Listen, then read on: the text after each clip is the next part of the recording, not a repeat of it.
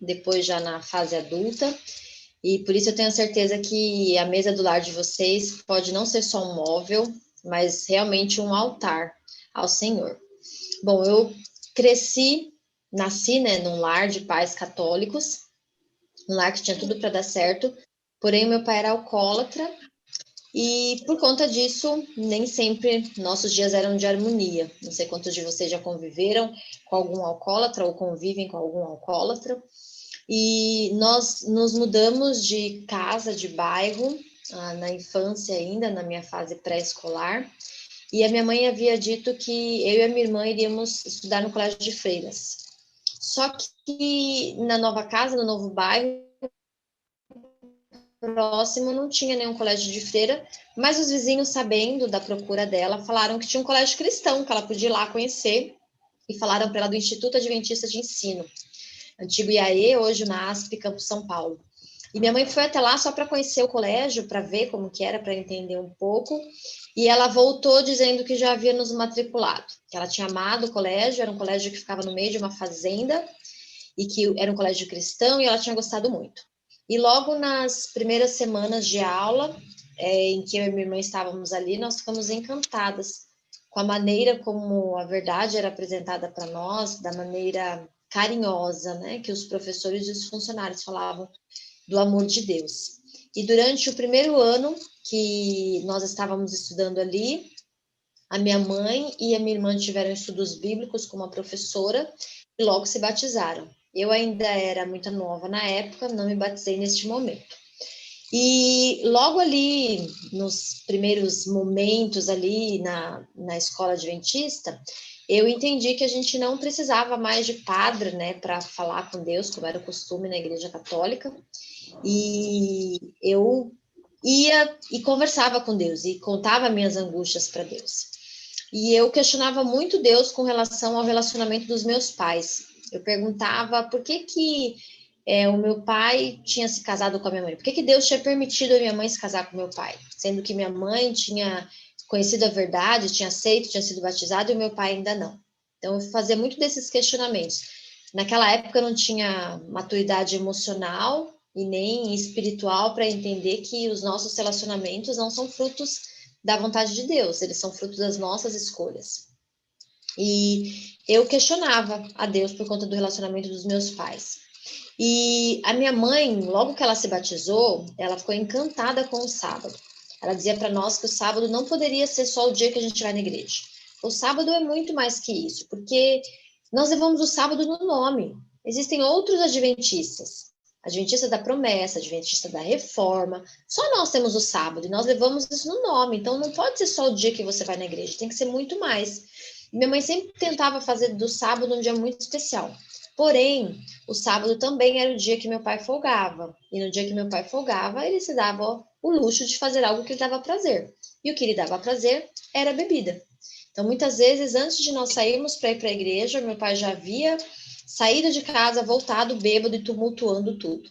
Às vezes era muito complicado ter um sábado agradável na minha casa. Por isso, minha mãe começou a nos colocar em tudo quanto é programação da igreja. Desbravadores, coral, participar de JA, curso de oratória. Então, nós passávamos praticamente o dia todo na igreja. E durante muito tempo isso deu certo, mas depois de um tempo minha mãe decidiu mudar o plano e investir no pôr do sol de sexta-feira.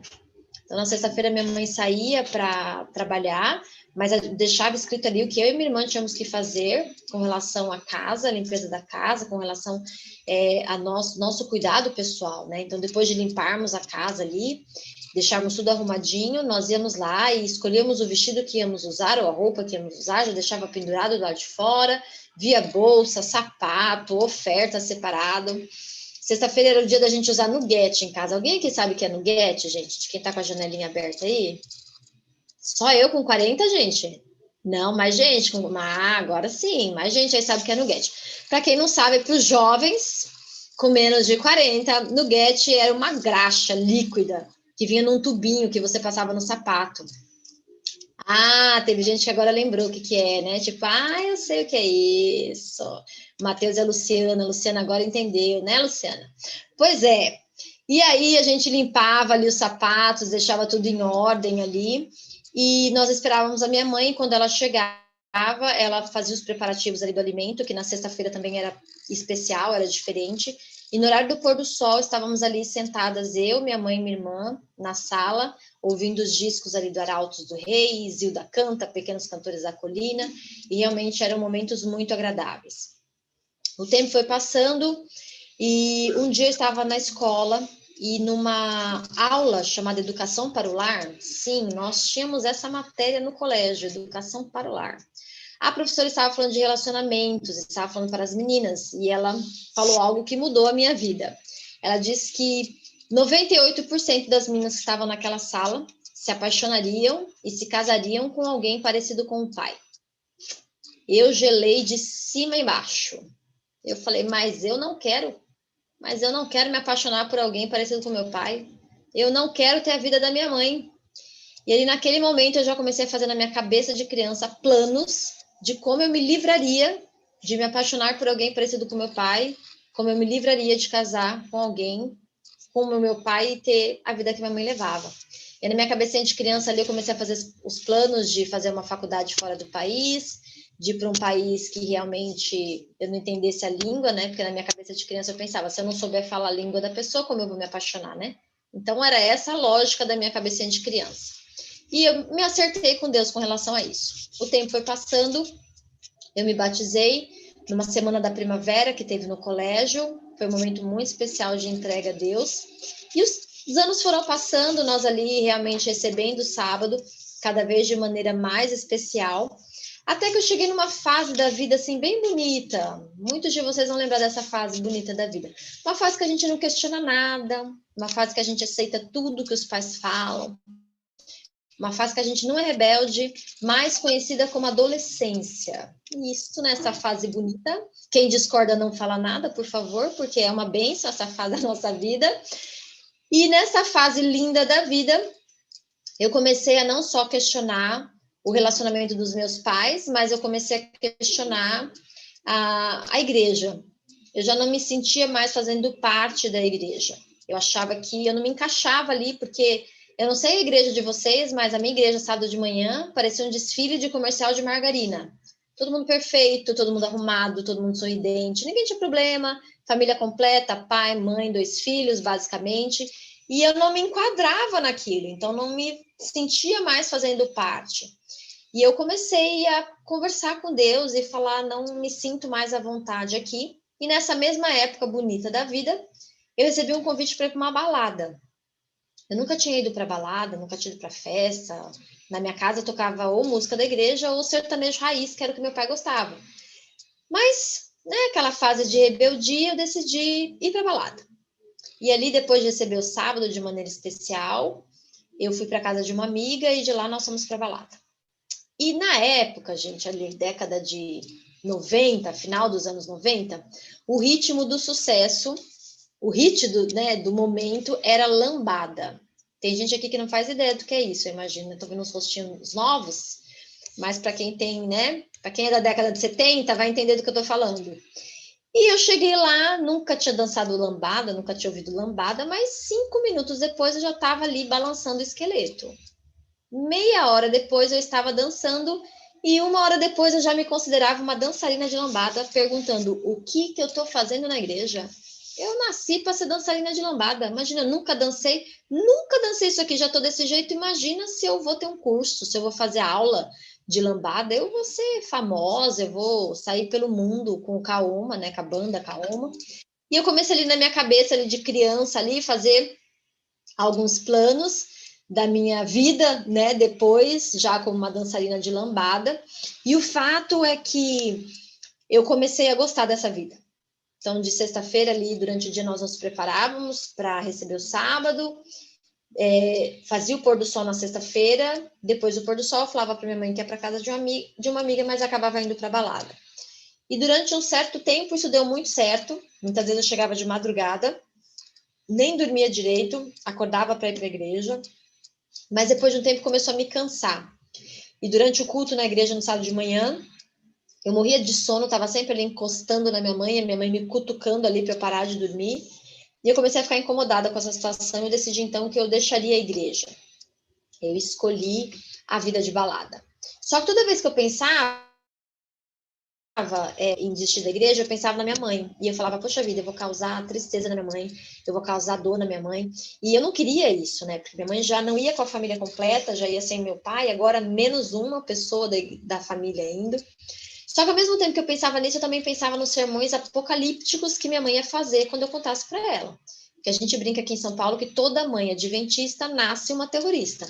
Eu não sei se vocês concordam com isso, mas veja só, minha mãe, quando eu falava para ela alguma coisa do tipo de ir para balada, tal, minha mãe falava, porque o anjo do Senhor não entra nesse tipo de lugar. Se acontecer um tiroteio lá, seu anjo não vai poder entrar na sua frente, você vai morrer e não vai para o céu. E aquilo me causava, né, arrepios na coluna. Ou ela falava algo do tipo, tudo bem, você vai para a balada, não tem problema. Só que quando Jesus estiver voltando, eu estiver subindo na nuvem com o meu anjo, você vai estar queimando aqui, pedindo para a balada te salvar, a balada não vai te salvar. E eu falava, mas eu não quero isso, eu ficava ali morrendo de medo da minha mãe fazer algum sermão desse tipo. Mas o fato é que depois de um tempo eu decidi contar para minha mãe. Eu falei, vou contar para minha mãe e vou falar para ela. E quando eu contei para ela que eu não ia mais na igreja, para minha surpresa, não teve nenhum sermão apocalíptico. Ela só falou, tudo bem. E eu falei, não, é pegadinha, vai abrir algum armário, um chinelo vai voar, não é possível que foi tão fácil. Ela falou, não tem problema não. Só que todo sábado, quando você sentar à mesa para almoçar, você vai ouvir o sermão que eu ouvi na igreja. E eu falei, nossa, mas que simples. Eu não vou estar nem prestando atenção, eu vou estar com fome. Ela vai falar, vai entrar para um ouvido, vai sair pelo outro e tá tudo certo. E assim aconteceu. Sexta-feira fazia o culto, ia para balada. Sábado eu dormia, minha mãe ia para a igreja. No almoço nos sentávamos todos ali à mesa. E ali à mesa a minha mãe contava o sermão. Depois de algumas semanas, a minha mãe chegou num sábado e disse: hoje começou uma semana de oração. Então, durante toda essa semana, toda vez que você se sentar à mesa, você vai ouvir um sermão. E eu falei, eita, semaninha longa essa, né? Mas era o combinado. E naquele sábado, minha mãe começou a contar a história e parou a história pela metade. E eu falei, cadê o resto da história? Ela falou, então, o pastor dividiu em 7 pedacinhos. Cada dia eu vou contar um pedaço. E eu falei, não acredito que ainda vai ser essa tortura ainda. Mas tudo bem, esse era o combinado. No sábado ela começou a contar a história, no domingo ela contou mais um pouco, na segunda ela contou mais um pouco, na terça-feira a história estava maravilhosa. E eu falei, gente, a história está muito boa. Mas a minha mãe não é boa de memória, minha mãe é boa contadora de história, mas minha mãe não é boa de memória. Ela vai esquecer alguma coisa, depois lá na frente eu não vou entender alguma parte da história, porque minha mãe esqueceu de contar algum detalhe. Então eu tô achando que amanhã eu vou na igreja. Mas eu não vou contar para minha mãe que eu vou à igreja, porque eu não quero voltar para Jesus, eu só quero ouvir a história da boca de quem realmente passou por isso. E assim aconteceu. No dia seguinte eu fui para a igreja, não avisei minha mãe, me planejei para chegar no horário do culto. Nessa época nós frequentávamos o NASP, uma igreja para 1.000 membros, então você consegue entrar e sair sem ninguém te notar, se você quiser. E quando eu cheguei lá, eu olhei para o púlpito, o meu coração deu uma aquecidinha e eu pensei, Senhor, você e minha mãe estavam juntos nessa, né? O pastor que estava fazendo a semana de oração era o pastor Jonas Pinho. Eu não sei quantos de vocês conhecem ele, mas ele era o pastor que havia feito a semana da primavera na minha infância, onde eu havia decidido me batizar. E era um pastor que eu tinha muito carinho, que eu tinha muito apreço. E eu entendi que tinha sido Deus que tinha me levado ali para aquele culto. E eu amei o culto, voltei na quinta-feira, voltei na sexta-feira, e no sábado ele fez um apelo para quem quisesse voltar para os caminhos do Senhor, e eu fui a primeira a aceitar esse apelo. Alguns anos haviam passado desde a minha adolescência, mas agora eu já era uma jovem adulta, e eu estava sem amigos, e voltando para uma igreja grande, né, para uma igreja de muitas pessoas, e eu ficava meio sem jeito de não ter amigos. Eu falei, uma hora eu vou sentir falta da balada, dos amigos da balada, e eu vou acabar saindo da igreja. E eu pedi para Deus me mandar amigos. E Deus me respondeu a oração através de uma amiga que me chamou para ir para um acampamento de uma outra igreja, da igreja do Capão. E eu fui para esse acampamento e fiz muitas amizades. E voltando de lá, nós combinamos de nos encontrarmos. E na data combinada, no horário combinado, só eu apareci, ninguém mais. Mas como eu sabia o nome da classe de escola sabatina deles, eu decidi ir até lá. E quando eu cheguei na classe de escola sabatina, tinha um rapaz apresentando as visitas. E eu era uma visita. E eu Antes de colocar os 2 pés dentro da sala, o rapaz começou a me apresentar. Seja bem-vinda, de onde você é, quem te convidou, qual é o seu nome? E todas as pessoas olharam para trás. E eu fiquei morrendo de vergonha, super constrangida. E na minha cabeça eu pensava, nossa, que rapaz desagradável.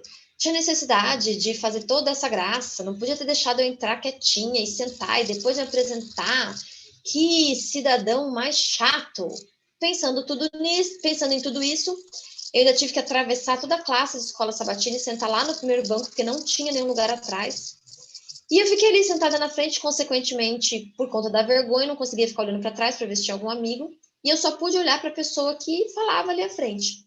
E naquele dia, aquele rapaz só não cantou. Ele fez apontamentos, fez as visitas, fez a carta missionária, passou a lição da escola sabatina. E, consequentemente, eu fiquei um tempão olhando para aquele rapaz. E depois de uns 10 minutos, eu comecei a olhar e falei, até que ele é simpático. A gente não teve, assim, um bom primeiro momento, assim, mas o rapaz é simpático. Começou a passar carta missionária, eu falei, gente, ele fala bem, tem uma eloquência, né, assim, desenvolto, rapaz. Aí começou a passar a lição da escola sabatina, eu falei, gente, mas fala, assim, de Ellen White com afluência, né? Fala os textos de cor tão bonito isso. E aí eu pensei assim, já pensou se eu chego na minha casa e falo para minha mãe que eu estou namorando o diretor da classe de escola sabatina? A minha mãe vai à loucura, ela vai perdoar todas as noites, claro, que eu passei na balada, ela orando por mim. Na hora que eu pensei isso, eu falei, mas peraí, mas eu falei para Deus que eu não queria casar, que pensamento é esse invadindo a minha cabeça? E eu olho pro lado e eu falo, e não é que olhando daqui ele ainda é bonito, gente? E de repente eu me vi assim, querendo casar com aquele homem que eu nunca tinha visto na vida. E aí saímos ali da classe da escola sabatina e fomos pro almoço. Quando nós chegamos ao almoço, eu falei para as minhas meninas, vocês não sabem. Eu tô apaixonada por um rapaz da igreja, mas eu falei para Deus que eu não queria casar, então acho que vocês podiam me ajudar em oração. Muita oração, muito poder. Então tá pensando que da gente era 2 vezes por dia, uma vez de manhã, uma vez de noite, e para Deus me conceder essa bênção. E todas elas, claro, a gente vai orar sim, tal, mas a gente pode saber quem é o rapaz porque a gente vai orar? Eu falei, claro que pode. O rapaz é o diretor da classe de escola sabatina, é o Tiquinho. E todas elas começaram a dar risada. Aí eu falei, Senhor, perdão, né? Tô aqui cobiçando o homem alheio, mas não vi ele com ninguém, não vi aliança, não percebi namorada nem nada, mas eu achei que o rapaz tinha alguém, né? Porque todo mundo começou a dar risada. E aí elas continuaram dando risada. Eu falei, não, acho que o problema não é o rapaz, acho que o problema sou eu, né? Ele deve gostar de loira, né? Eu devo ser muito, muito pequena para ele, sei lá, deve gostar de mulher mais alta, né? Fiquei pensando assim. Até que uma teve misericórdia e falou, Paty, amiga, você tá chegando na igreja do Capão agora, tem tanto homem interessante aqui. Eu falei, não, gente, vocês não estão entendendo, eu saí de casa sem querer casar e agora eu quero casar com esse moço. É esse aí, ou é esse, ou não é mais ninguém. Mas qual é o problema com esse moço? O problema é que esse aí, no caso, é você e metade da igreja que quer casar com ele. A gente está distribuindo senha, tem uns 2 anos para casar com ele. Assim, no caso, filha, você chegou agora, não? Ele nem sabe que é você. Eu falei, gente, eles não estão entendendo. Ou é este, ou não é mais ninguém. Então, tudo bem. Quem não acredita na bênção, tá dispensado, vai, não peques mais. Quem acredita na bênção, vamos ficar aqui comigo, orando 4 vezes por dia, 2 de manhã, uma tarde, uma noite. E para resumir a conversa, 4 anos depois, eu estava casada com o Tiquinho, o homem mais cobiçado da igreja do Capão. Eu ouvi um amém, muito bem. Então, para quem não é casado ainda, eu acho que eu estou falando para todo mundo casado, né, que é esposa de pastor, mas se tem alguém aí que não está casado ainda, pode acreditar que não adianta ser só linda, maravilhosa, saber cozinhar, fazer pedagogia e tocar piano. Precisa colocar o coração na mão de Deus, né? Porque é Deus que vai te ajudar a escolher a melhor pessoa para você. E quando o Tiquinho e eu nos casamos, o Tiquinho era diretor de jovens da Igreja do Capão. Diz a lenda que é uma igreja que tinha 3 mil membros naquela época. Ele era biomédico, trabalhava em hospital, era auxiliar de enfermagem. Nós tínhamos a vida bem corrida, bem agitada. Eu não era organizada, era uma pessoa super desorganizada, eu não conseguia receber o sábado de maneira especial, e geralmente sexta-feira à noite nós estávamos ou em comissão, ensaio, reuniões, e nós realmente não conseguíamos receber o sábado como acontecia na minha casa. E eu comecei a orar para minha mãe, aliás, comecei a orar para Deus, pedindo para que eu tivesse sábados como sábados na casa da minha mãe, de receber os sábados de maneira especial. Mas a resposta não vinha e muitas vezes eu preferia dar 2 plantões no hospital do que um sábado na igreja do Capão, porque realmente era muito cansativo. Às vezes nós éramos os primeiros a chegar e os últimos a sair da igreja. Nós morávamos assim praticamente atravessando a rua da igreja, então era bem corrido e bem intenso os sábados. E durante o primeiro ano do nosso casamento, tudo correu muito bem, e nós ali trabalhando na igreja. E na semana que nós completaríamos 1 ano de casamento, eu precisei fazer exames periódicos do hospital, exames de rotina. E depois de um exame, o médico vira para mim e fala: parabéns, você vai ser mamãe. E eu gelei de cima e embaixo, porque vocês pensam que uma pessoa que não quis casar, ela também não sonhou em ter filhos, né? Hoje não é mais assim, né? Mas na minha época era assim: se você não queria casar, você não ia ter filhos. E eu falei: Senhor, como que eu vou fazer? Eu realmente fiquei assim, muito mal. E eu não tinha problema em beber as noites em claro e em ficar enorme de gorda, assim. O meu medo era: eu terei adolescentes. E na adolescência eu dei muito trabalho. E eu saí da igreja. E eu falei: eu tive tempo de sair da igreja e voltar, mas talvez os meus filhos não tenham. E eu não sei como fazer com que eles amem o sábado, como eles amem a Deus, para que na adolescência eles recebam um convite como eu recebi, e eles falem assim: ah, não, sexta-feira na minha casa é mais legal. Ao invés de eu ir na balada com você, vem você na sexta-feira para minha casa. Era isso que eu queria, criar um ambiente de harmonia para que na sexta-feira, por mais que meus filhos recebessem algum convite para ir para balada, que eles escolhessem estar em casa. E a gestação da Juliana foi muito conturbada, eu tive várias intercorrências. Quando a Juliana estava com 7 meses de gestação, a minha mãe ficou doente, com 8 meses de gestação. Já tinha sido diagnosticado que ela tinha, depois de muito tempo internado. Numa sexta-feira, o médico falou: terça-feira sua mãe vai ter alta, prepare tudo. Mas antes, na segunda-feira, ela vai fazer um exame, só para fazer acompanhamento, e no dia seguinte ela vai ter alta. Na segunda-feira, minha mãe foi fazer o exame, teve uma parada cardiorrespiratória, na terça ela piorou, na quarta ela foi para UTI e na quinta-feira ela faleceu. E eu entrei num deserto com Deus, porque a minha mãe tinha lutado uma vida inteira, tinha levado tantas pessoas para Jesus, e justo agora que ela ia conhecer a neta, tão sonhada neta, justo agora que eu precisaria dela ao meu lado, Deus não tinha permitido que isso acontecesse. E eu não conseguia entender. E eu conversava com Deus: você ressuscitou Lázaro, você concedeu 15 anos para o rei Ezequias, eu só queria que minha mãe conhecesse a Juliana. Naquele momento da vida eu já tinha discernimento, né, entendimento emocional, espiritual, não fiquei #chateada como uma adolescente com Deus, não saí da igreja, mas alguma coisa no meu relacionamento com Deus se rompeu. A Juliana nasceu, eu tive depressão pós-parto, eu precisei tomar medicações, eu precisei fazer terapia, eu fui afastada do trabalho, e as coisas estavam caminhando bem lentamente por conta do luto da minha mãe. E depois de 7 meses, que a Juliana já tinha 7 meses, eu comecei a melhorar, comecei a ficar bem, as medicações foram sendo diminuídas, terapia também foi sendo diminuída. Com 8 meses, praticamente com 8 meses, eu voltei a trabalhar para o hospital. E aí, logo depois que eu comecei a trabalhar, eu comecei a sentir uma sonolência, uma dor no corpo. Eu falei: mas voltei a trabalhar e fiquei doente, peguei uma virose nesse hospital, mal cheguei.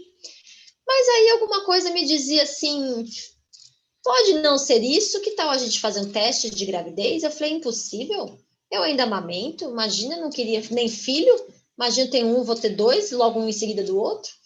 E algo ficava me incomodando, eu decidi fazer o teste de farmácia, e adivinhem, eu estava grávida. A pessoa organizada, né? Não queria casar, não queria ter um, tem 2, pensa no caos da vida. E lá estava eu grávida do Gustavo.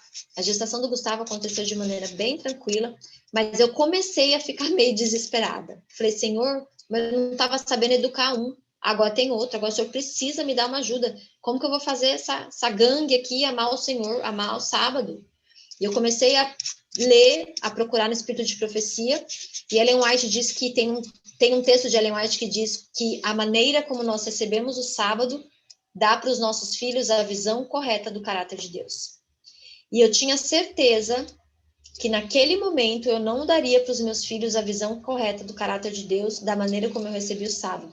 sem me organizar, sem me preparar. Os sábados geralmente eram cansativos. Eu entrava numa reunião, saía para outra, para comissão. Geralmente ia para a igreja com uma bolsa enorme, com comida, com brinquedo, com livro, para as crianças poderem passar um sábado ali na igreja. E eu sabia que aquilo não era o ideal. E eu comecei a orar para Deus, pedindo para que Deus me desse maneiras de receber o sábado especial. E eu orei durante 1 ano, 2 anos, 3 anos, 4 anos e nada. E muitas vezes, hoje em dia, a gente ora 40 madrugadas, e se Deus não responde a nossa oração, a gente fica chateado. E a gente começa a achar que Deus não quer nos abençoar. Mas durante todos esses anos, eu não consegui entender isso, mas hoje eu falo com certeza para vocês que Deus é tão misericordioso que muitas vezes Ele não nos dá a bênção porque nós não saberíamos usufruir dessa bênção. Ele não nos abençoou para o nosso próprio bem. Depois de um tempo que eu parei de orar, depois de alguns anos, eu falava, não é possível, eu estou pedindo uma coisa que está na Bíblia.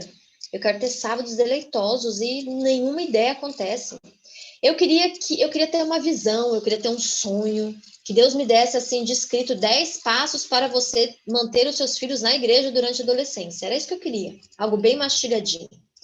Mas isso não aconteceu. Mas mesmo assim eu voltei a orar, passaram alguns anos, na verdade passaram 9 anos, até que eu tive contato com um livro chamado A Experiência da Mesa. E é engraçado que esse livro veio como resposta à minha oração, mas esse livro não fala de sábado. Esse livro nem foi escrito por alguém adventista, alguém que conhece o que nós conhecemos. Mas esse livro diz que toda vez que nós nos sentamos à mesa, Deus está presente. E onde Deus está presente há transformação. Isso me fez voltar para a mesa do meu lar na adolescência. Eu estava fora da igreja e minha mãe sabiamente resolveu contar os sermões de sábado. E do nada, né? Do nada não, porque a gente sabe, mas Deus resolveu usar a mesa do meu lar para me tocar, e como eu contei a história para vocês, eu voltei para a igreja por conta da minha mãe contar o que acontecia na igreja no sábado, no horário do almoço. E isso fez muito sentido para mim. E o livro vem contando várias experiências e vários estudos feitos em universidades norte-americanas, dizendo que crianças que sentam à mesa com seus pais de 3 a 5 vezes por semana se destacam, tanto na área acadêmica como no social, no emocional. São crianças que são menos propensas a se envolver com drogas, com distúrbios alimentícios como bulimia e anorexia. Mas muito antes da ciência e da psicologia falar disso, a Bíblia já falava. A Bíblia é recheada de experiências à mesa. No Velho Testamento, nós temos várias histórias, Salmos vem falando da importância de sentar à mesa com a família, mas eu queria comentar com vocês a história da Rainha Esther. A Rainha Esther tinha um problemão, precisava dar uma maneira, um jeito de salvar o povo, mas ela não tinha nem como começar isso, mas ela decidiu fazer e começar com jejum e oração, e depois de jejuar e orar, qual foi a ideia mirabolante que Esther teve? Um jantar romântico onde ela ia embriagar o rei e fazer ele assinar um novo decreto? Essa foi a ideia que Esther teve? Não. A ideia que Esther teve foi preparar a mesa e fazer um banquete. E ela não trouxe só o rei que poderia salvá-la.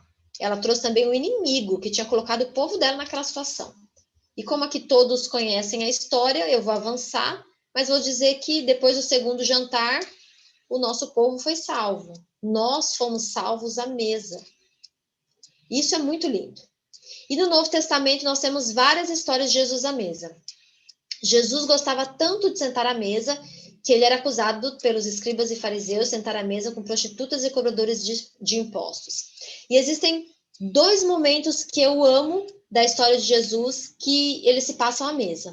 O primeiro é antes dele ser crucificado. Ele podia ter escolhido fazer um novo sermão da montanha, não para 5.000 homens, mas para 10.000 homens, seria mais, digamos assim, eficiente na minha cabeça.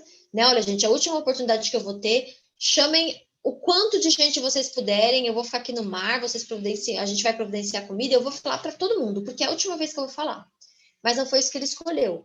Ele escolheu estar à mesa, como nós conhecemos e comemoramos há pouco tempo, na Páscoa, a última ceia de Jesus.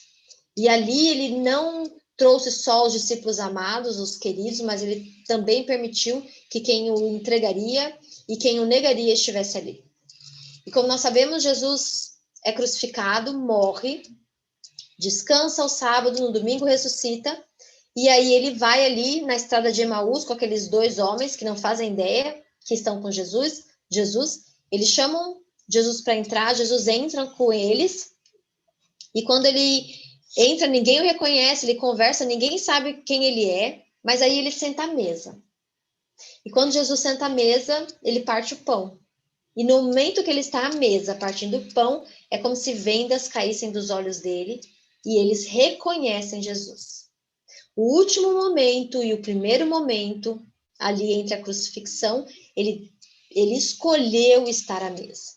E isso é muito especial, isso é muito significativo. E a Bíblia continua contando alguns relatos até que ela chega em Apocalipse 3:20, que diz: escutem, eu estou à porta e bato. Se alguém ouvir a minha voz e abrir a porta, eu entrarei e nós faremos uma refeição como amigos. Esse verso é lindo e não precisa de explicações. Porém, eu quero dar uma explicação. Esse verso é o final da carta para a 7ª igreja, para a igreja de Laodiceia. Uma igreja que não é quente, não é fria, e porque é assim, Deus está a ponto de vomitá-la. É uma igreja que se acha rica, mas é pobre. É uma igreja que tem N defeitos. Mas para essa igreja, Deus quer sentar à mesa. E quem é essa igreja? Quem é a igreja de Laodiceia na história? A igreja de Laodiceia somos nós. E para este povo, nós, há o convite. Eis que estou à porta e bato. Se você abrir, eu vou entrar e fazer uma refeição. Mas ele não diz que ele vai entrar, vai te abraçar e vai esperar você colocar a mesa. Ele diz que ele vai entrar e vai fazer uma refeição. Para isso, a mesa do seu lar precisa estar preparada. Para isso, a refeição precisa estar preparada. E isso foi tão marcante para mim, tão profundo, que eu decidi fazer isso na minha casa. E quando eu comecei a fazer na minha casa, eu era muito desorganizada, eu trabalhava, já tinha mudado de área, eu trabalhava numa escola adventista nessa época, eu era bibliotecária, eu trabalhava o dia inteiro, eu não dirigia, mas era eu que fazia as compras, assim como o marido da Rochelle, daquele seriado Todo Mundo Odeia o Chris, meu marido tinha 2 empregos, isso quer dizer que ele não podia ajudar muito, era eu que fazia tudo, eu tinha 2 crianças pequenas, eu não tinha ninguém que me auxiliasse no serviço doméstico, então era bem puxado, mas algo me tocou profundamente, até pela minha história na adolescência de resgate, né? Durante a mesa eu decidi fazer.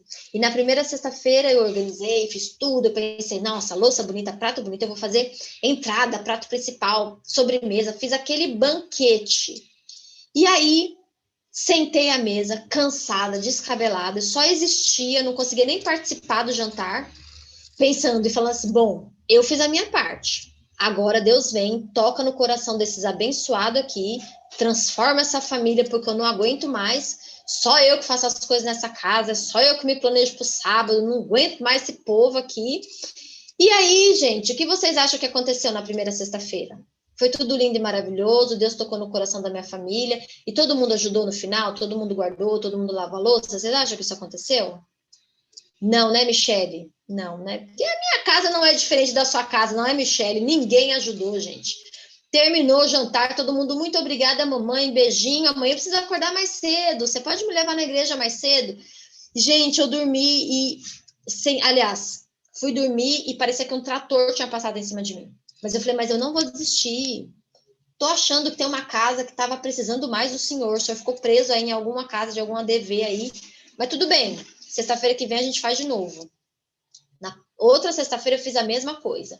E sentei e olhando assim para os abençoados na mesa e pensando, hoje o Senhor vem. Hoje ele toca no coração desse povo aqui de casa que tá precisando. E, gente, vocês acham que aconteceu na segunda sexta-feira? Alguém se arrisca? Michele, não me deixe, Michele, responda todas as perguntas. Muito obrigada, Michele. Nada, né, gente? Não aconteceu. Ninguém apareceu. E eu falei, não é possível. Nossa, o povo lá da minha igreja tá mal, né? A família, porque Deus tá ficando preso em algum lugar aí que não aparece na minha casa. E na terceira sexta-feira, gente, nada de mudança.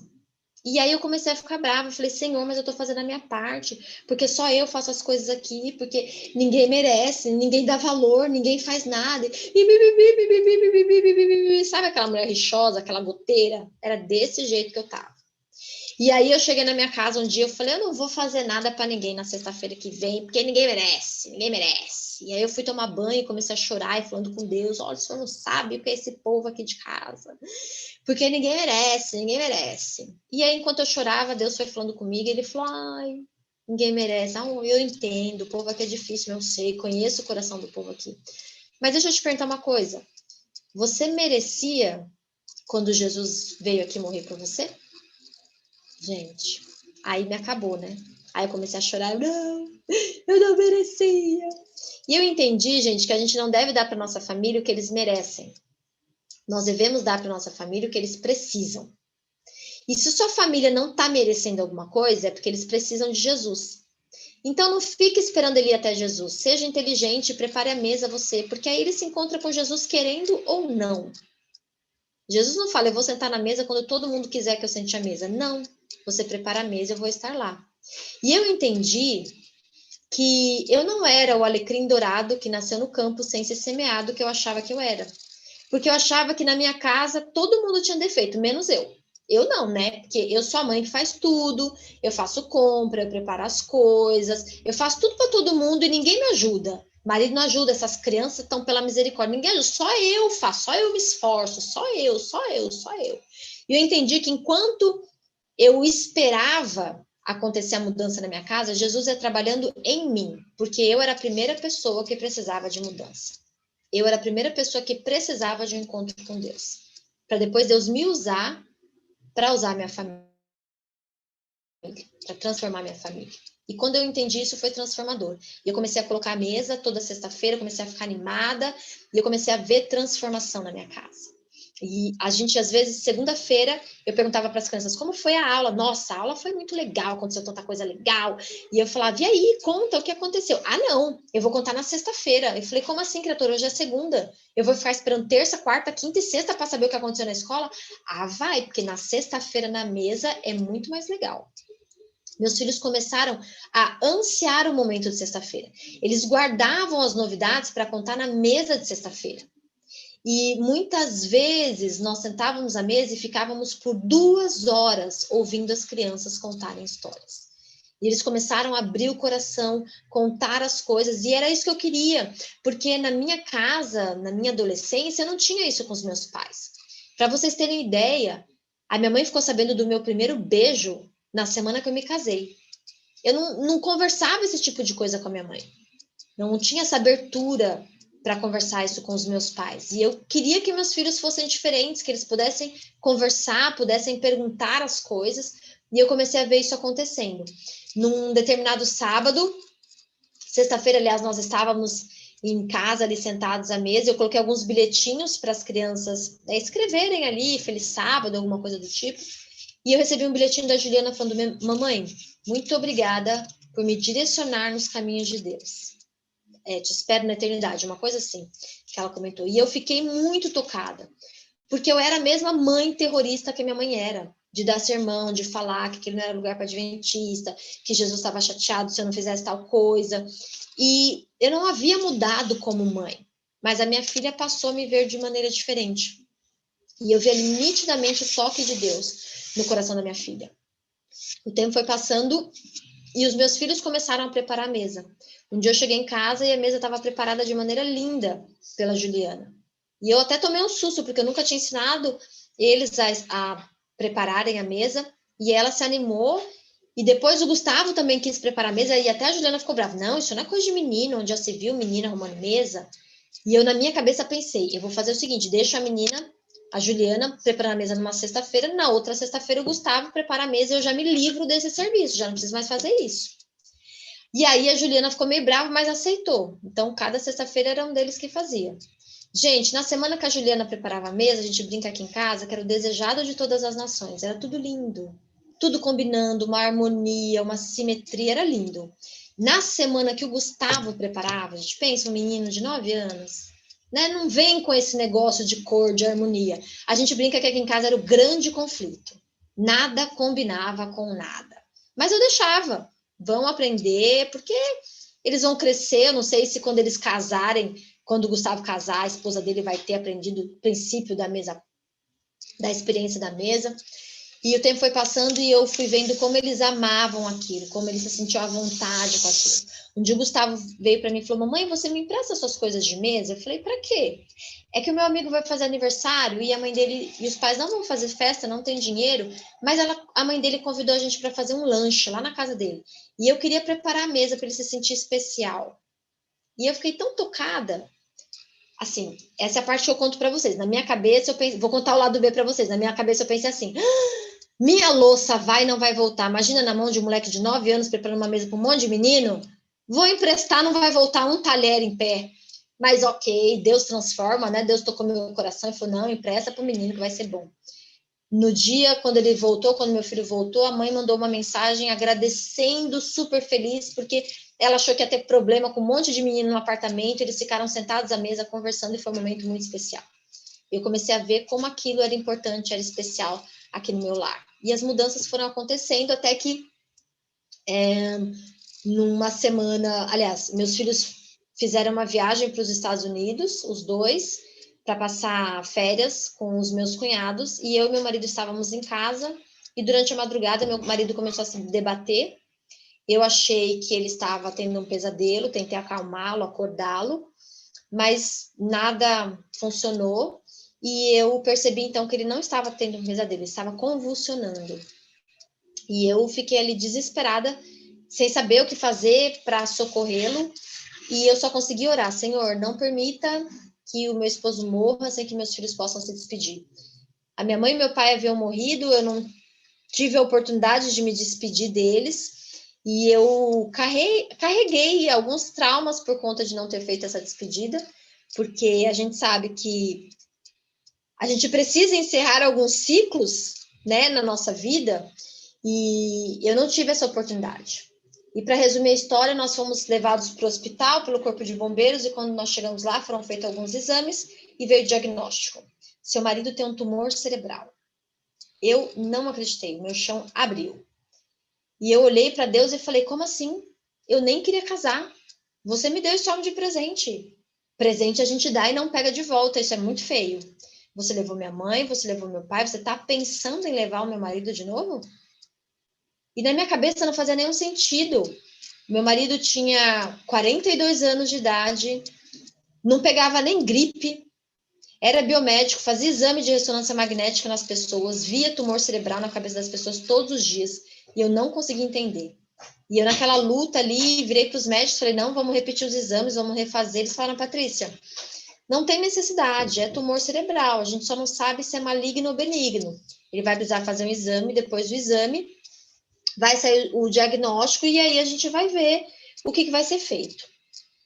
E eu fiquei muito abatida, muito abatida. E a primeira coisa que eu deixei de fazer foi receber o sábado de maneira especial. Na minha cabeça não fazia mais sentido e eu pensava: não tenho vontade, eu estou desanimada, e Deus entende. Realmente Deus entende o nosso desânimo. Mas ele não só entende, ele sofre com a gente. Porque antes de eu conhecer o meu marido, Deus já amava o meu marido e tinha feito ele para a eternidade. Então Deus estava muito mais triste. Deus não fez meu marido para doença. E o outro motivo de eu desanimar também é que eu não queria contar para as crianças antes deles voltarem. E se as pessoas ficarem sabendo, eu colocava fotos nas redes sociais e perguntassem, iam falar: tô orando pelo seu marido. E eu não queria que as crianças soubessem através das redes sociais. Então eu decidi não receber o sábado de maneira especial. E nós ficamos internados durante o Natal e o Ano Novo no hospital. E na noite de Natal, uma amiga e a família foram nos visitar, levou uma cesta enorme com champanhe, panetone, champanhe sem álcool, panetone, frutas. E ela entrou e falou: esse aqui é um presente para vocês. E aí ela começou a conversar comigo e falou: eu percebi que você parou de colocar foto nas redes sociais de receber o sábado. E eu fiquei bem chateado com esse comentário. Eu falei: poxa, meu marido está internado com tumor cerebral e a pessoa vem me perguntar de foto de rede social? Mas não falei nada, ela continuou falando. Ela falou: deixa eu te lembrar uma coisa. O sábado não deixa de ser sábado só porque você está no hospital. E eu engoli seco e falei: ok. E ela continuou: e Deus não deixa de ser Deus só porque seu marido está doente.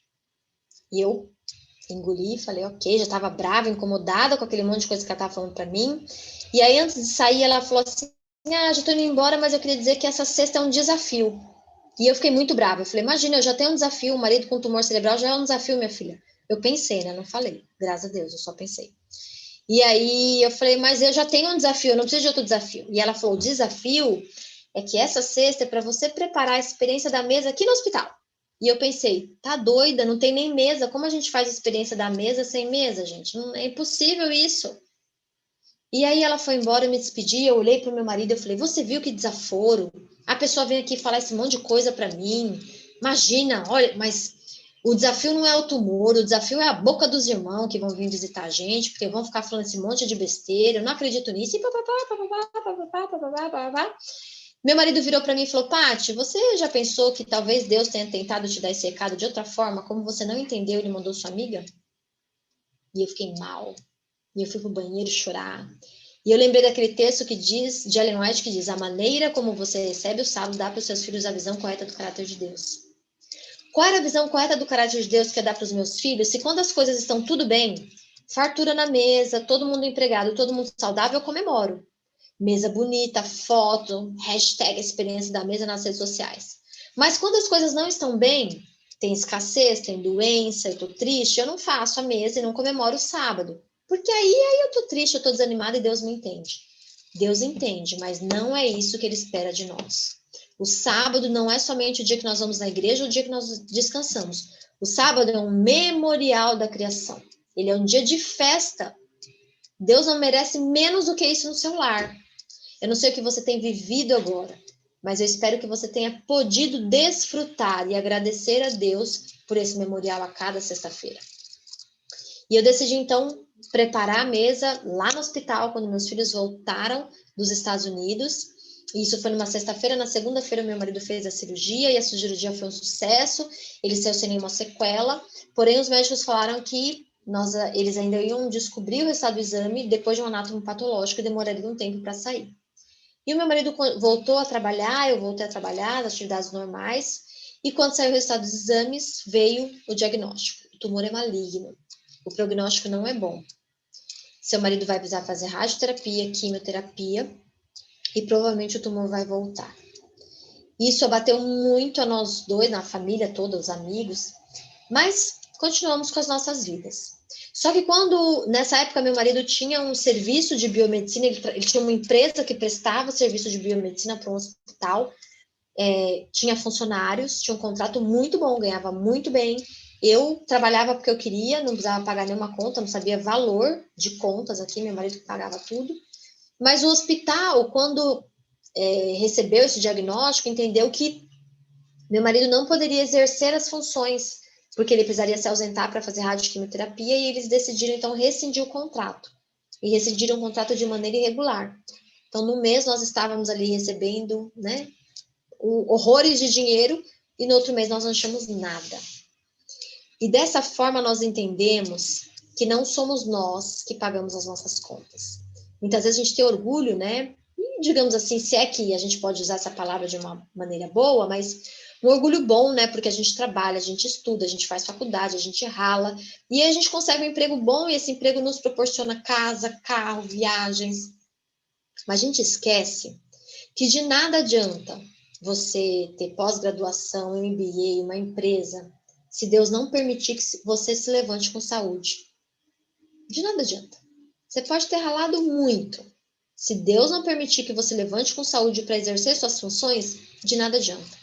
Então, no final das contas, quem paga as suas contas, quem paga o conforto dessa casa que você está aí, não é você, é Deus. E antes que nós nos desesperássemos, Deus levantou amigos mais chegados que irmãos. Os amigos da igreja do Capão se juntaram e falaram, Paty, durante um ano nós vamos pagar as despesas de vocês e a gente vai depositar na conta um dinheiro para vocês. Se vocês precisarem de mais, você nos fale. O ano era 2015, a gente estava vivendo uma crise aqui no país, reflexo da crise imobiliária dos Estados Unidos. Mas muitos meses eu olhava minha conta bancária e lá tinha 5, 6 mil reais. As pessoas começaram a ajudar, pessoas que eu nunca vi. Eu colocava a minha história no Face e muita gente que eu nunca tinha ouvido falar na vida entrava em contato comigo e falava, olha, eu perdi o sono de madrugada e aí eu vi a sua história. e eu li um post, li outro, li outro, li outro, e li sua linha do tempo quase toda, e Deus tocou no meu coração e eu queria presentear vocês com valor, e eu ficava constrangida, a pessoa pedia minha conta, eu passava minha conta, falava, um dinheiro pouco para você ir na feira, e eu pensava, vai me presentear com R$ 50, e quando eu chegava na minha conta tinha R$ 500 de uma pessoa que eu nunca vi na vida. Isso acontecia não porque nós éramos simpáticos, porque eu sei escrever bem e no meu Facebook tinha minha história. Mas isso acontecia porque toda sexta-feira Deus sentava à minha mesa. E Ele sabia exatamente do que nós precisávamos. Como meu marido começou a fazer quimioterapia, radioterapia, ele começou a passar mal e eu decidi dar mais um passo de fé, sair do meu trabalho, que era um valor fixo que eu recebia, por mais que não fosse muito, para poder acompanhar o meu marido no tratamento, e depois porque eu queria aprender a cozinhar, porque nós decidimos nos tornar vegetarianos estritos. Eu tinha que aprender a cozinhar, aprender a comprar, onde eu compraria alimento orgânico, né, assim, o mais saudável possível. E eu decidi, então, sair do trabalho e dar mais um passo de fé. E nesse tempo todo, nós tivemos a oportunidade de sentarmos à mesa mais vezes, não só na sexta-feira, mas pelo menos uma vez por dia nós fazíamos a refeição à mesa, e realmente, muitas vezes, nós sentávamos sem apetite, só chorávamos. Mas nós saímos de lá, da nossa mesa, que abastecidos, porque a gente se sentia tocado por Deus. E muitas coisas aconteceram aqui na minha casa durante esse tempo. Muitas dificuldades também. Meu marido não conseguiu dar entrada no seguro. Muitos problemas foram acontecendo. Mas Deus foi nos sustentando. Foi passando tempo, até que meu marido começou a sentir umas dormências na boca, nas pernas. E nós perdemos o convênio. Nosso convênio era o Unimed Paulistana, que faliu aqui em São Paulo. E as dificuldades só aumentavam. E a gente foi para o hospital público e fez uns exames e descobriram que o tumor havia voltado. Só que dessa vez havia voltado muito maior, precisaria de uma nova cirurgia, e dessa vez provavelmente meu marido saía com sequelas, sem falar, sem ler e sem escrever. E como que você se relaciona com alguém que não fala, que não lê, que não escreve? É alguém preso no próprio corpo. Então nós decidimos ir para terapia para entender como nós nos relacionaríamos com ele depois desse tempo, depois que fizesse a cirurgia. E na última sessão de terapia, antes da cirurgia, eu fui buscá-lo na terapeuta e eu perguntei para ele, e aí, foi muito difícil abrir o coração, falar de medos e tudo mais? E ele falou, não. Você acredita que a psicóloga falou que eu podia ter pedido para Deus me curar? Eu falei, não, peraí que eu não entendi, como é que é? A psicóloga falou para você pedir para Deus te curar? Você não tinha pedido ainda? Ele falou, não, Paty, Deus não erra. Deus me fez para a eternidade. Ele me conhece antes de eu nascer. A gente está no mundo de pecado, eu não sou melhor do que ninguém. Coisas ruins acontecem a pessoas boas. Então eu entreguei nas mãos deles. Eu fiquei tão brava, gente. Eu falei, Senhor, você entendeu tudo errado. É claro, Deus não erra. Deus te conhece antes de você nascer, te fez para a eternidade. Você precisa clamar, você precisa pedir para que ele te cure. O rei Ezequias recebeu a sentença de morte, orou e Deus concedeu mais 15 anos para ele. Se você tem essa tranquilidade, se você não quer pedir, não faça por você. Faça por mim e pelas crianças, porque nós queremos você aqui. E foi com essa segurança que eu nunca vi na vida que o meu marido se entregou para Deus antes da cirurgia. E ele fez a segunda cirurgia e conforme os médicos falaram, ele saiu sem falar, sem ler e sem escrever. Mas com um agravante a mais, com todo o lado direito paralisado. O marido saiu da cirurgia numa cadeira de rodas. Provavelmente sequelas que não se reverteriam. E ao invés de fazer como a rainha Esther, jejuar e orar por 3 dias e colocar o problema nas mãos de Deus, eu me revoltei com Deus. Eu falei, eu não acredito. Todos os problemas do mundo vão cair aqui na nossa família, tudo com meu marido, já não estava ruim, sem falar, sem ler, sem escrever. Todo lado direito paralisado, uma cadeira de roda não cabe no meu apartamento, não cabe no banheiro, não cabe na cozinha, não cabe no quarto. Como que eu vou fazer? Eu falei, não, deve ter algum pecado acariciado e você está querendo me punir. Olha só, gente, que ignorância. Eu já era adventista há mais de 30 anos e no momento de desespero eu pensei isso. E eu decidi então fazer tudo sozinha, porque eu não precisava de Deus, porque Deus estava me testando, então se ele estava me testando eu ia aprender sozinha, eu ia me virar sozinha.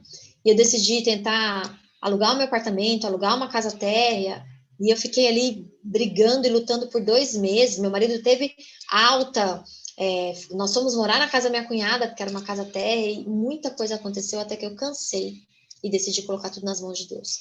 Quando eu coloquei nas mãos de Deus, as coisas aconteceram. Meu apartamento foi reformado sem eu gastar um centavo, mas foi reformado assim. Eu não tenho tempo para contar para vocês, mas muitos milagres aconteceram e Deus levantou assim dinheiro do chão. Assim. Pessoas vieram, ajudaram os irmãos da igreja e depois de 2 meses nós voltamos para casa. E nós voltamos a casa, gratos a Deus. Meu marido começou a fazer vários tratamentos, começou a fazer fisioterapia, voltou a dar alguns passos, começou a fazer sessões de fono, reaprendeu a falar os nossos nomes e a vida estava muito bem.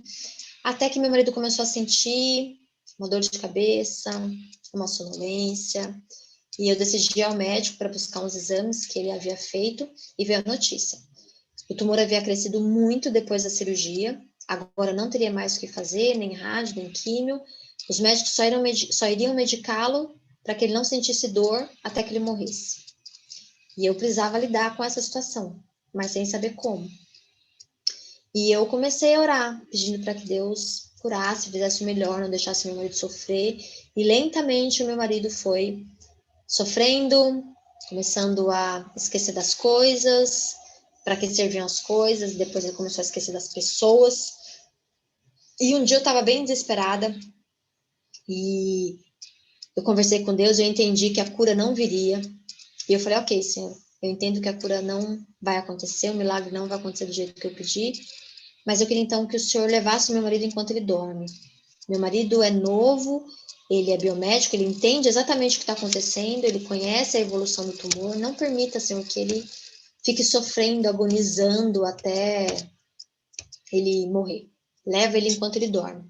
E naquela noite, quando nós nos deitamos para dormir, eu fiz uma oração e entreguei as nossas vidas na mão de Deus, esperando que só eu acordasse, que meu marido realmente descansasse no Senhor. Eu estava muito cansada, que vocês não conseguem me ver assim, né, de corpo todo, mas imagina esse rostinho aqui 10 quilos mais magro. Era eu naquela época. E eu falei, Senhor, não aguento. Não quero ver meu marido morrer, leva ele. E naquela noite eu deitei. Algumas horas depois eu acordei na mesma posição, o corpo todo dolorido de tão tensa que eu estava, e não tinha coragem de olhar para o lado para vê-lo, ou não tinha coragem de encostá-lo para saber se estava quente, se estava frio. Depois de muito tempo eu tive coragem, eu olhei para o lado e lá estava aquele homem lindo, sorrindo para mim e falou, bom dia. Eu entendi que as misericórdias do Senhor se renovam a cada manhã e aquele não era o plano de Deus para aquele dia. Nos seguintes dias, nos próximos 10 dias, eu orei para que Deus levasse o meu marido enquanto ele dormia, para que realmente ele não sofresse. Mas Deus, por 10 dias, não respondeu a minha oração da maneira que eu havia pedido.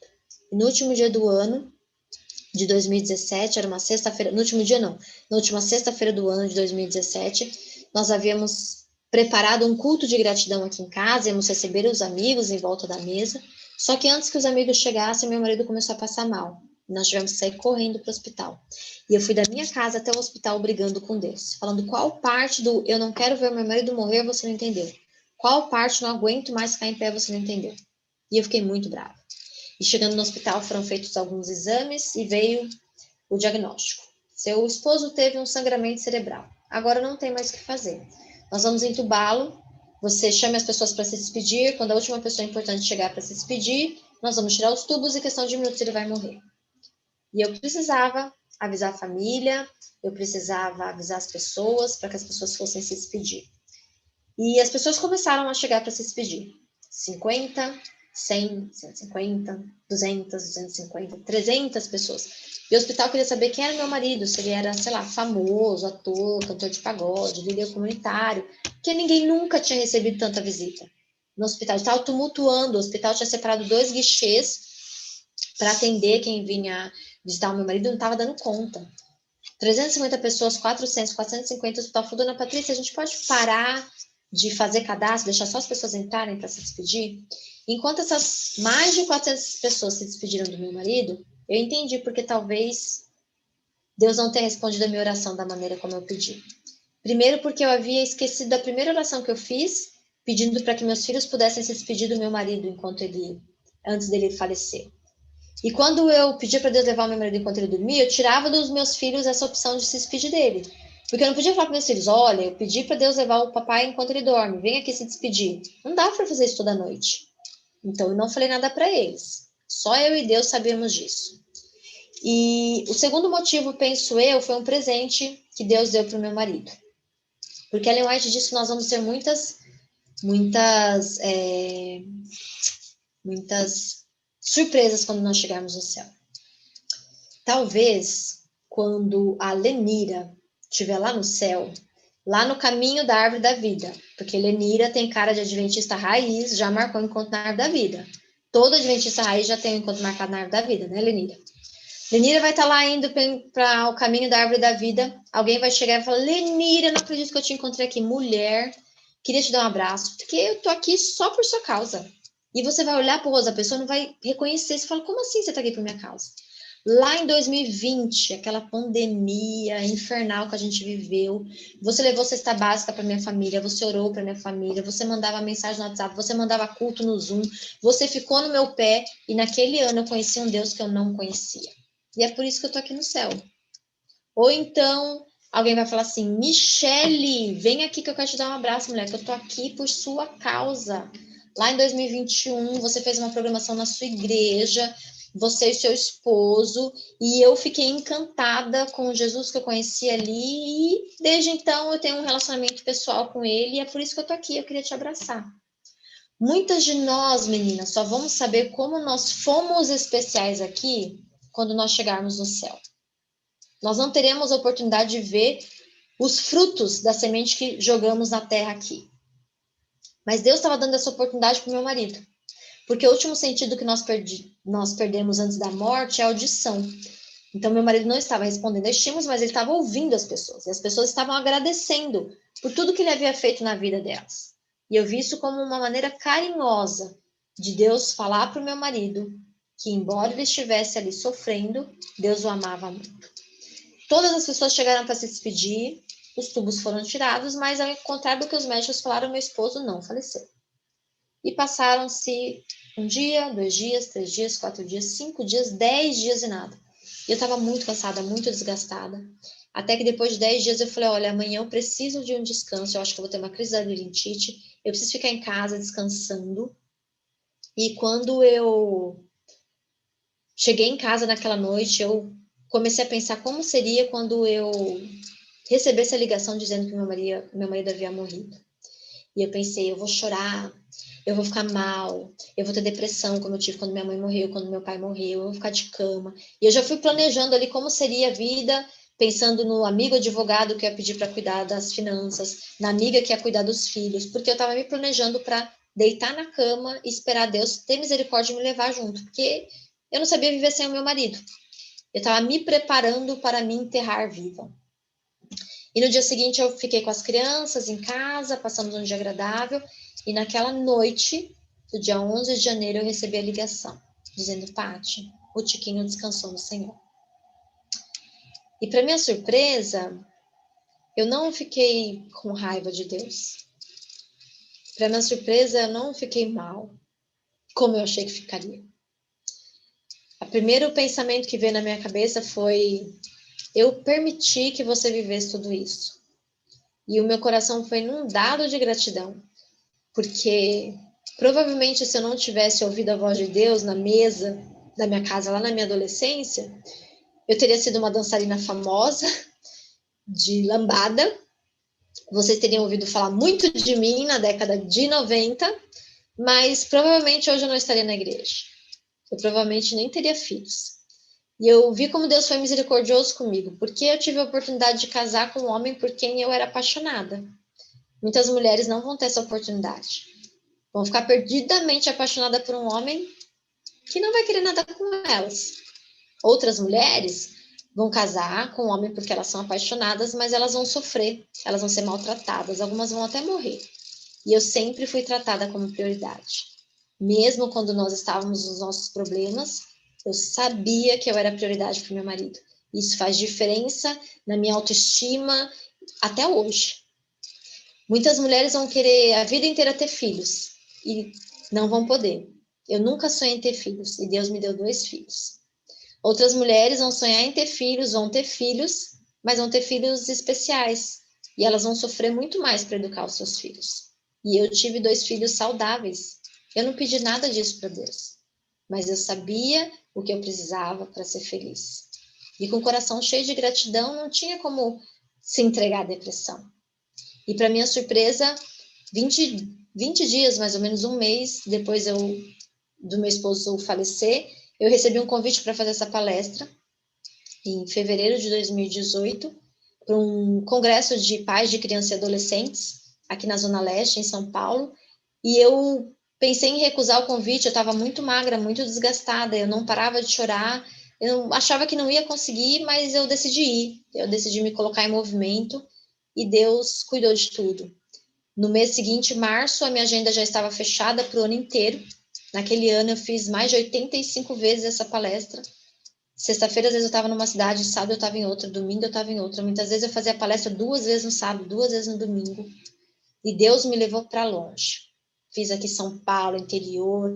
Depois Deus me deu a oportunidade de, em 2019, ir para a divisão UCB, fui para a União Central Brasileira, que lançaram um folder com a minha história. Depois eu fui para a divisão sul-americana, que é daí que vem o projeto A Experiência do Sábado. A Experiência do Sábado é baseado na minha história, que é o que vocês, não sei se vocês estão trabalhando aí, mas para esse ano é o projeto. E eu, em 2019, recebi o convite para falar nos Estados Unidos, falei no Texas, falei em Orlando. Em 2020, fui fazer Semana de Oração em Miami, fui para Connecticut. E vocês podem me ver e falar, nossa, como ela é forte. Nossa, que mulher de oração. Gente, eu não sou. Eu sou uma pessoa com tendência à depressão. Alguém que nunca imaginou que iria falar para tantas pessoas. Nunca imaginou que ia para programa de televisão, nunca imaginou que a sua história ia virar, né, como digamos assim. Mas tudo isso aconteceu porque eu decidi fazer o que era melhor para minha família, a despeito da minha vontade. Eu decidi preparar a mesa. Eu decidi fazer o melhor para minha família. Eu sei que muitas vezes a nossa vida é corrida, muitas vezes a gente desanima, mas eu queria que vocês não desanimassem de antecipar o céu no lar de vocês. Que vocês não desanimassem de receber o sábado. Milagres têm acontecido por onde eu passo. Famílias têm sido curadas, restauradas, não por causa da minha história, não por causa do meu testemunho, mas porque Deus quer estar na mesa do seu lar. Ele está lá na porta da sua casa ansiando. E cada vez que você não recebe o sábado, cada vez que você não prepara a mesa, você não diz só não para sua família, você diz não para Deus também. Eu vou encerrar por aqui. Vocês vão ficar com a minha história na cabeça por umas 2 semanas, e é isso que eu quero mesmo. Eu sempre oro para ficar incomodando vocês ficarem lembrando de mim toda a refeição. Mas pode ser que daqui a um tempo vocês esqueçam de mim. E não tem problema nenhum. Eu faço terapia, eu vou superar vocês se esquecerem de mim. Mas eu queria que, se vocês se esquecessem da minha história, vocês não se esquecessem de Apocalipse 3:20. Eis que estou à porta e bato. Se alguém ouvir a minha voz e abrir a porta, eu entrarei e nós faremos uma refeição como amigos. Não negligencie a mesa do lar de vocês. Ela não é só um móvel, ela é um altar. Usufrua dos momentos dela, especialmente agora que nós não podemos estar na igreja todos os sábados. A gente descobriu nessa pandemia que a gente não precisa ir à igreja, que a gente é igreja. Se você não sabe por onde começar, se você acha que você tem a vida corrida, se você acha que você não leva jeito, vai lá no meu Instagram, @curadoria da mesa. Tem vídeo, tem passo a passo, tem dica. Pode me mandar mensagem. Eu demoro para responder, tá, gente? Vou confessar para vocês, né? Que eu não sou uma pessoa fácil, eu queria dizer para vocês, mas eu respondo. Tenha fé que eu respondo. Se alguém precisar também entrar em contato pelo WhatsApp, demora mais, mas eu respondo também. E o meu desejo é que a mesa do lar de vocês, a partir de hoje, não seja um móvel, mas especialmente que ela seja um altar. E é isso. Que lindo. Consegue me ouvir? Sim? Pati, obrigada. Que história emocionante, não é, meninas? Que experiência linda. Você fica um pouquinho mais com nós. A gente queria contar contigo para fazer uma oração final, mas antes nós temos um grupo aqui grande de amigas dos 9 distritos que estão envolvidos para te receber, Patrícia, na nossa casa hoje. E nós queríamos, então, anunciar as meninas que foram sorteadas, porque elas vão ganhar alguns brindes que vão ajudá-las, como essas coisas que acabam... Ah, que lindo! Né? Então, eu vou pedir para a Flora me ajudar, né, Flora? A Flora está com os nomes já lá, são 9 distritos, então tenham um pouquinho de paciência, meninas, que a gente vai apresentar para vocês agora as nossas meninas que foram sorteadas. E aí vocês procurem a líder, a esposa de pastor de cada um dos seus distritos, tá, meninas? Porque elas vão entrar em contato com vocês, a Salomé, a Ari, para poder entregar, levar até a casa de vocês ou entregar o pacote com presente, tá bem? Queres começar, Flora?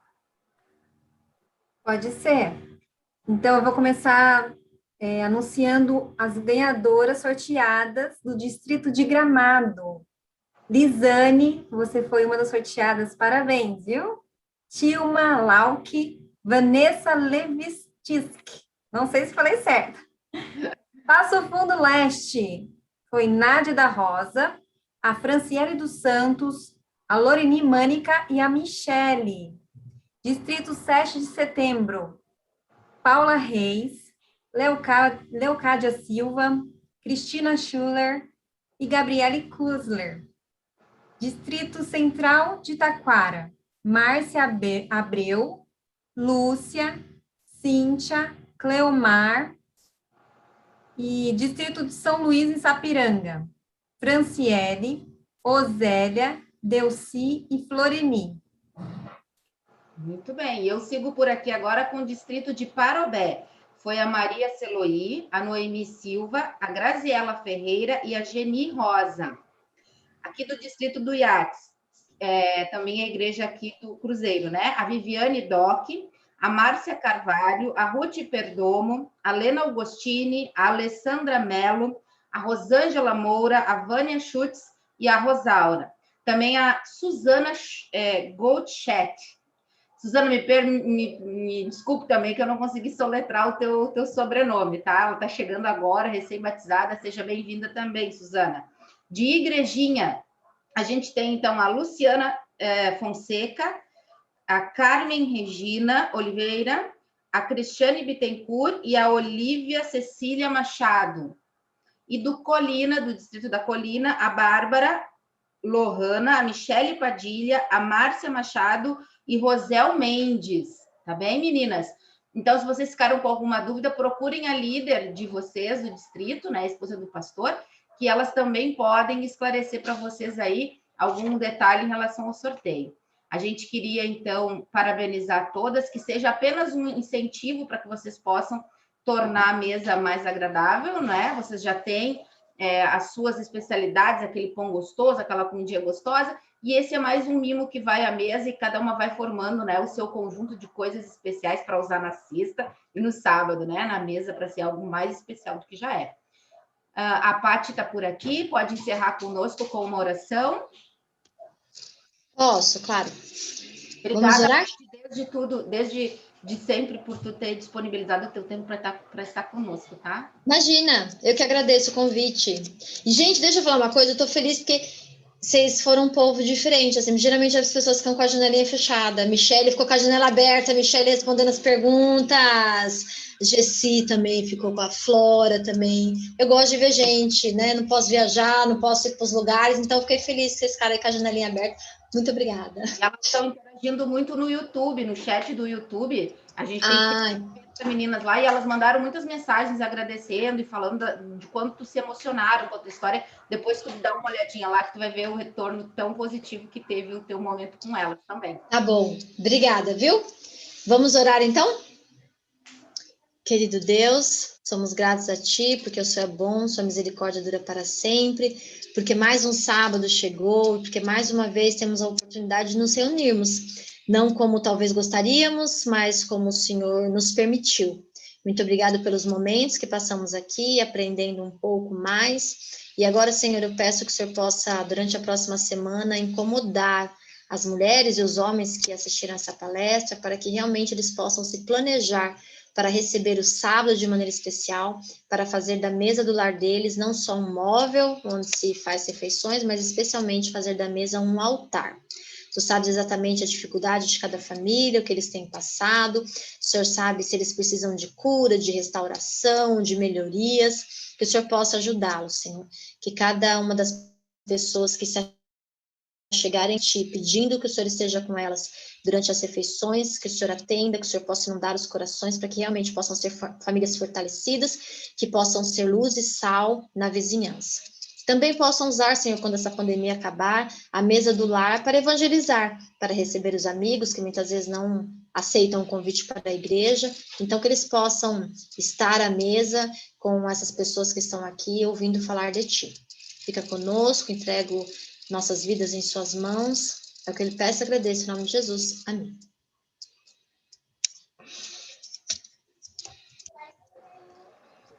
Obrigada, então, meninas. A palestra ficou salva, né? Ela vai ficar salva. Depois a gente pode compartilhar com aquelas amigas que vocês sabem que precisam de uma mensagem como essa, né?